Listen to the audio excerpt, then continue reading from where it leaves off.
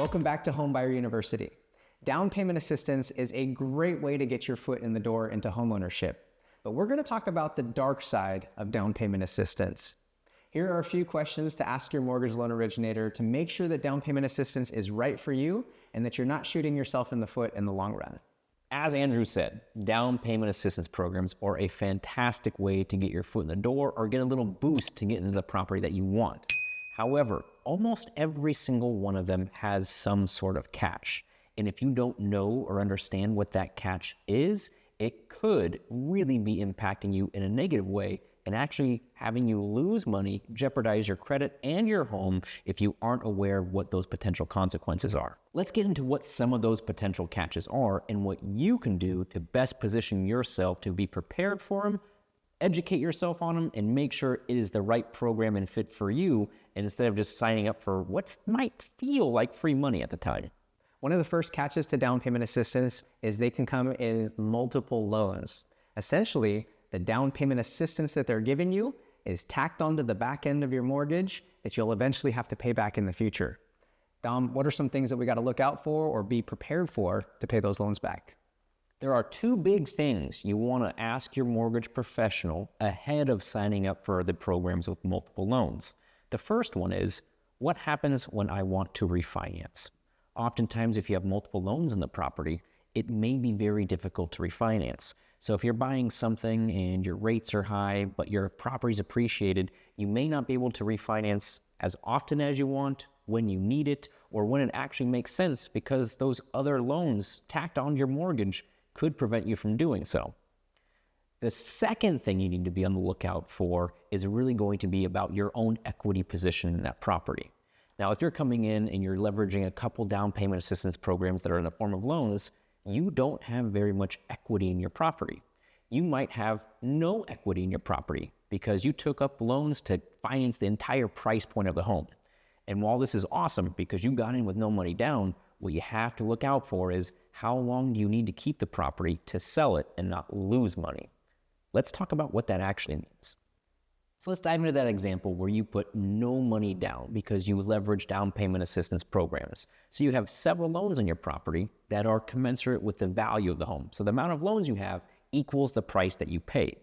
Now, say you buy in a market that doesn't appreciate as much, or maybe your home actually goes down in value. When you go to sell your home, there are several fees that you need to be prepared for. There are taxes, there's title and escrow fees, there are real estate agent commissions. There's all these things that you're going to have to pay when you're a seller. And if your property hasn't appreciated enough to cover those fees, you're going to have to pay out of pocket for them. This means you need to be asking the question of how long do I need to keep this house and how much appreciation do you need to realize before you can sell without losing money or paying your own money out of pocket just to sell. So how you can combat this is to make sure you're communicating with your mortgage professional just about the terms of the loan, in addition to talking with your real estate agent about the market dynamics of your home and appreciation trends, and knowing exactly what the minimum amount of time is that you'd have to keep this home to make sure that you can break even or make some money when you sell. And this can be a little nuanced. There's going to be a little risk involved because it is market forecasting. But if you're sitting down and thinking about it ahead of time, you're already off to a better step than most. Another catch is that the down payment assistance may charge you a higher interest rate so that they can give you the down payment assistance. What are some of the questions that you should ask your lender about this? This type of down payment assistance is actually my favorite one because it's one that you're a bit more in control with. There's no second loan on your property, nothing you really have to be on the lookout for. But what you do want to be on the lookout for and what you do want to ask are about any refinance restrictions. Oftentimes, these style of programs are considered grants, where they'll give you money for the down payment and closing costs, but they're going to charge you a higher interest rate. So what you want to know is how long do you need to keep that higher interest rate before you can refinance? And it's really just about making sure your timing is okay and you can qualify for that higher rate right now just to be safe in case that time to refinance doesn't come when you want it to. The third type of down payment assistance, which is very popular, is an equity share loan.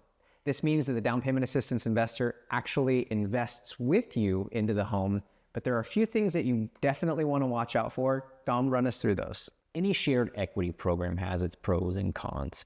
Again, having that down payment assistance program, being an investor with you in the property, can oftentimes open doors that you wouldn't be able to open yourself. So they're usually a pretty substantial amount of down payment assistance. And sharing equity isn't the worst thing in the world. Shared equity oftentimes is better than no equity at all. However, what you want to ask yourself is it actually worth sharing that equity? Shared equity programs can be fantastic. If you are unable to come up with a down payment yourself, honestly, shared equity is better than no equity at all. So them allowing you to get into the housing market or into a price point that you need to be in and gain any equity is far better than sit on the sidelines and not getting into the housing market. However, if you are able to save some money for yourself for a down payment, you could be leaving a lot of money on the table. If you're in a market that appreciates at a high rate, chances are, if you are able to use your own money for the down payment, you are going to be losing a substantial amount of money every year that goes on and every year that that house appreciates, because you're giving usually a pretty good percentage of that appreciation back to the down payment assistance lender. As a result, what you really want to look at is how much appreciation there is going to be had and how much you're going to have to pay back. On top of that, if you do have some of your own funds, you want to look and see, hey, how much would I make when I do go to sell in whatever time frame I'm thinking about holding this property with my own money? Compare that to taking a pretty sizable haircut by giving up a portion of your shared equity to that lender and see which one actually makes sense. Maybe that shared equity program makes sense to have a comfortable monthly payment right now, and you're okay leaving some money on the table down the road. However, if wealth growth and growing your net worth is your top priority, foregoing that shared piece and making go of it yourself might be the better option for you. Each of these down payment assistance programs have their benefits. They all have pros and cons. But just make sure that you're not focusing only on the pros, but you're also discussing the cons.